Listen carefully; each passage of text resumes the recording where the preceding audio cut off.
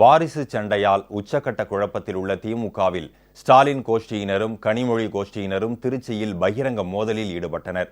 இதனைத் தொடர்ந்து திமுக பிரமுகர்களின் வீடுகள் முற்றுகையிடப்பட்டன. இதனால் பெரும் பரபரப்பு நிலவியது. திமுகவில் தலைமை பொறுப்பை கைப்பற்ற கருணாநிதியின் வாரிசுகள் ஸ்டாலின், அழகிரி, கனிமொழி உள்ளிட்டோர் தீவிர முயற்சியை மேற்கொண்டு கோஷ்டி மோதலில் ஈடுபட்டு வருகின்றனர்.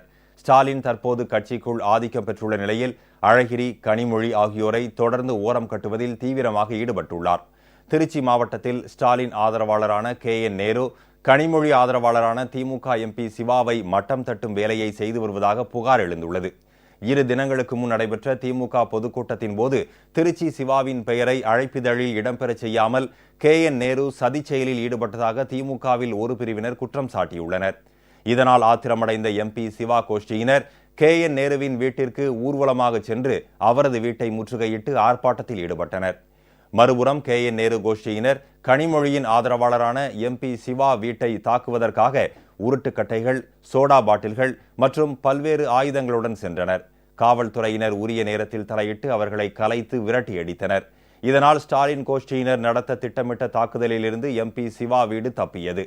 இதனிடையே சிவாவின் மகன் சூர்யாவின் அலுவலகத்தை KN நேரு கோஷ்டியினர் சுற்றி வளைத்து தாக்குதல் நடத்தி அலுவலகத்தை சூறையாடினர். அப்போது சூர்யா அதிர்ஷ்டவசமாக தப்பிச் சென்றார்.